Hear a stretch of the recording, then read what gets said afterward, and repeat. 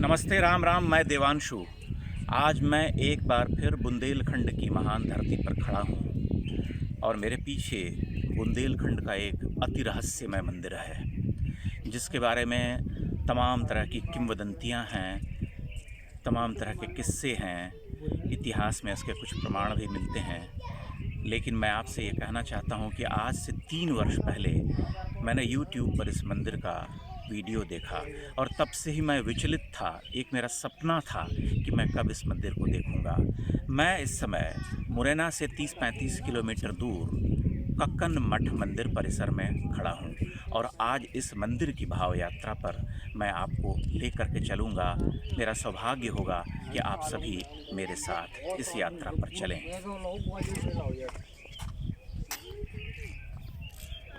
यह जो मंदिर आप देख पा रहे हैं, ये इसका वर्तमान है।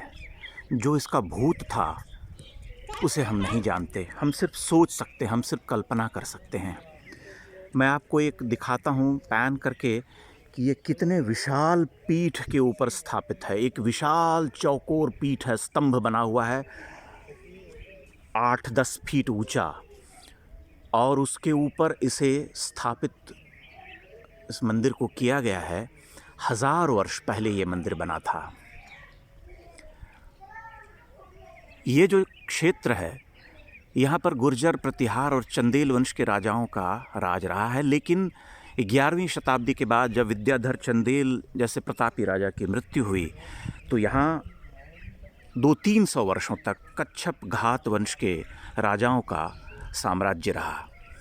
ये मंदिर कच्छप घात वंश के ही कीर्तिराज नामक राजा ने बनवाया था। 1025 में इसका निर्माण हुआ। इसका प्रमाण मिलता है ग्वालियर में सास बहू का एक मंदिर है।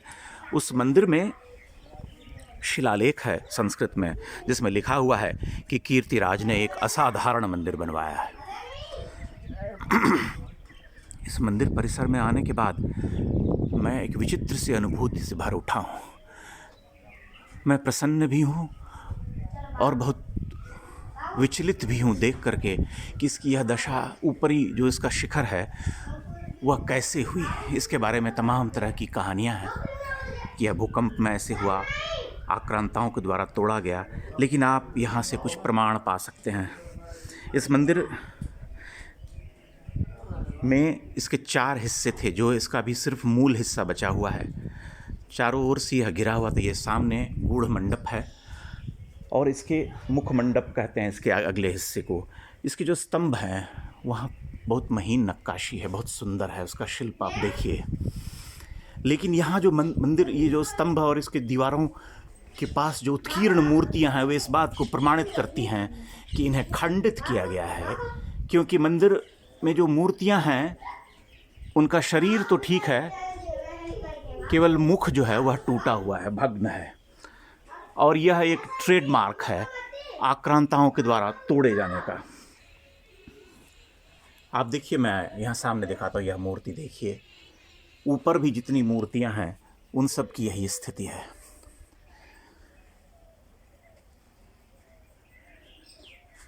इसके बारे में कथा है, कहते हैं कि कक्कन मठ मंदिर, जो इसका वर्तमान नाम है, ये रानी कक्कनावती के लिए सूरजपाल ने बनवाया था। लेकिन इसका कोई बहुत प्रमाण नहीं मिलता। बहुत लोगों का ये कहना है कि यह कनक मठ रहा होगा, जो बाद में कक्कन मठ के नाम से अपभ्रंश होता चला गया। वह जो भी हो, लेकिन यह मंदिर दिव्य रहा होगा अपने वैभव के दिनों में।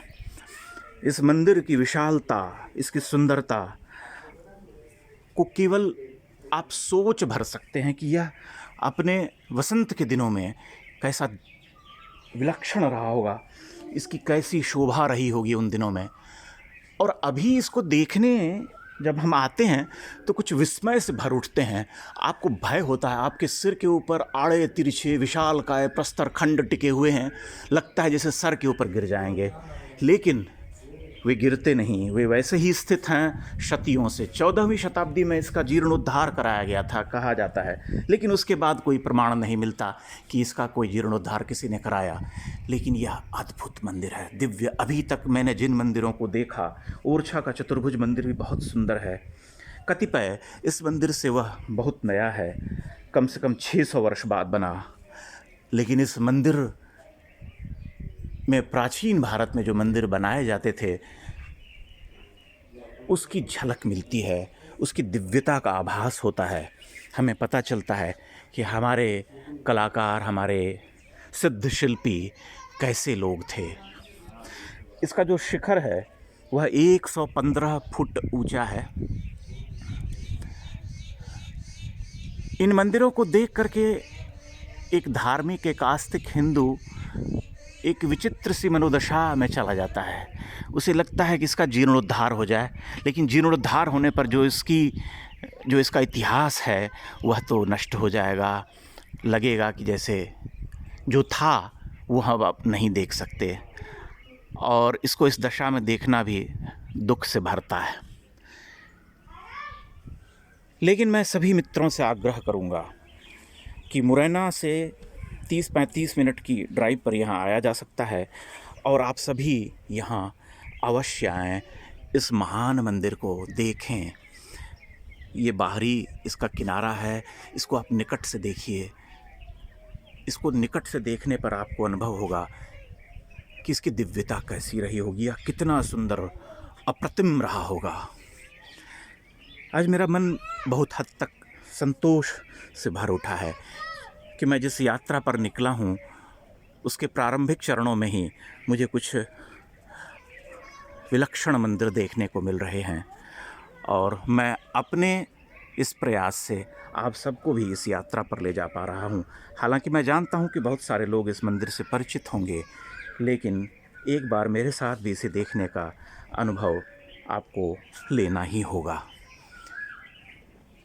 यह मंदिर चारों ओर से, मैंने पहले बताया कि 4 अलग अलग निर्माणों से मंडित था, जो काल के प्रवाह में नष्ट हो गया। अब सिर्फ इसका मुख्य परिसर बच गया है, वह भी उसका ऊपरी हिस्सा पूरी तरह से ध्वस्त हो चुका है, जो पत्थरों के ऊपर, आड़े तिरछे पत्थरों पर टिका है। भगवान शिव का यह मंदिर अपने रोते कलपते वर्तमान के साथ अपने गौरवशाली इतिहास की सिर्फ कहानी कहता है। आप देख करके सोच सकते हैं कि यह कैसा, अपने वैभव के दिनों में यह कैसा रहा होगा, यह कैसा विलक्षण, कैसा दिव्य, कैसा विराट रहा होगा। ये सभी मंदिर हमारे महान इतिहास का साक्षात प्रमाण है। इसके भीतर कई सारे स्तंभ हैं, और कहा जाता है कि उन स्तंभों को कोई गिनती नहीं है। जो भी गिनती करने की कोशिश करता है वह चूक जाता है, या तो अधिक गिन लेता है या कम गिन लेता है।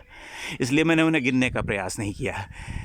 मैं इस मंदिर को आपके समक्ष यहाँ से रख रहा हूँ। आप देखिए इसे, अनुभव कीजिए कि इसका,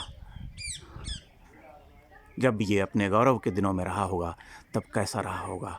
इन्हीं शब्दों के साथ मैं विदा लेता हूँ, और आपको बुंदेलखंड के अनेक महान मंदिरों की यात्रा पर ले जाता रहूँगा।